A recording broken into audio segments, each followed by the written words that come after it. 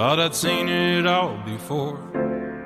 A world of trouble knocking at my door. But this ain't like nothing that I recall. Welcome to In Crisis, Travel Retail Voices, our new podcast series in which we speak to travel retail executives all around the world to see how they and their businesses are coping with the COVID-19 crisis. I'm Martin Moodie. Now in this episode I speak to Jonathan Holland, the Singapore-domiciled Englishman who runs one of Asia Travel Retail's most thriving independent agency businesses, Jonathan Holland and Associates. I caught up with Jonathan this week as Singapore, which has controlled the outbreak so very impressively to date, announced a month-long lockdown in response to a jump in new infections in recent days. So what does a lockdown mean in Singapore? What does it mean for an independent business like Jonathan's? And on a lighter level, what will all this mean for his wife Aline having to put up with Jonathan home each and every day? I caught up with him by Skype yesterday to find out just how things were going. Life is quite good at the moment, despite everything. We feel confident of the Singapore government handling the situation in a very hard-hitting and professional manner. And if things are starting to get a bit hoary or difficult at any times, they reassess very quickly and are right on top of what's going on. I feel happy and proud to be here in Singapore at this time because the whole world is facing these horrendous difficulties, but we feel confident in the government's response to it all at this time. All right, thanks, Jonathan. And tell us about the situation now. You've gone into a new stage of the response in Singapore, and is that today or that's happening tomorrow?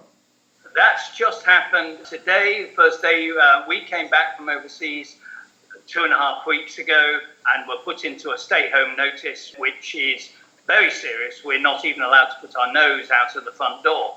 We completed our 14 days of that process, and then we had a couple of days off where we could go out and restock the supplies.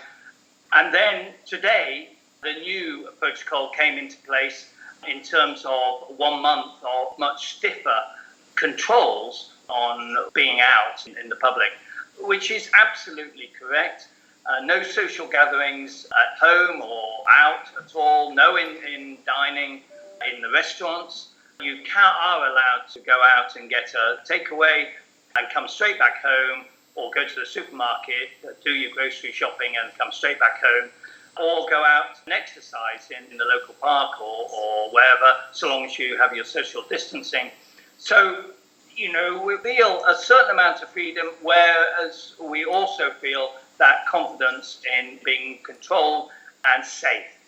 So, yes, all in all, this is going to continue for another month here in Singapore and will continue longer if necessary, depending on the results of what happens in the next few weeks. Okay. And Jonathan, just tell us about running your business, which is spread all around Asia Pacific. Obviously, it's much reduced, just like everybody else's at the moment. But just how are you managing the day-to-day operations of that? Even obviously it's scaling down, but how does that work out in reality, locked down as you are?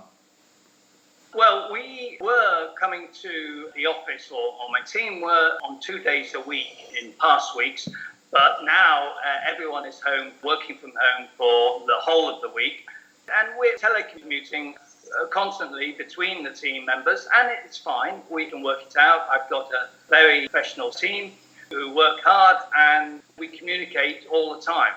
So no issues on that front. In terms of the market, we are, to use your words in your blogs, we are getting some of the green shoots of recovery in China.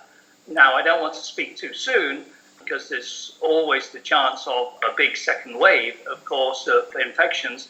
However, we have a certain amount of quiet confidence that we can get some reasonable business coming back in China, and the rest of Asia will follow on as time goes on. However, China is leading the way, I think, and then I think career could follow after that. Let's hope you're right. Now, I was talking to Stuart Dryberg the other day, Jonathan, and just to close, and one of the questions I asked him is, Stuart, are you getting a little bit of cabin fever? And I just wonder, on a personal level, like all of us getting used to this new lockdown situation, you have a lovely wife, Elaine, who's well known in the travel retail industry to many. You were telling me earlier, Jonathan, that you're doing all the housework and all the cleaning and being the perfect husband. Is that working out well between the two of you? Well, it sure is. I mean, am I taking care of her? Am I ever? It's tremendous. I've got her, and I'm taking her everywhere throughout the day, and we're having a delightful time.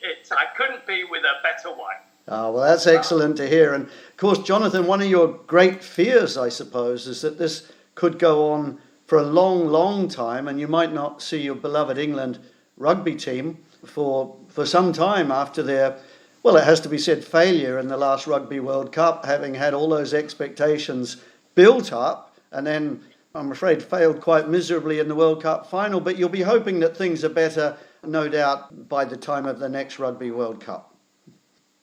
One match of errors does not make it a whole, Martin.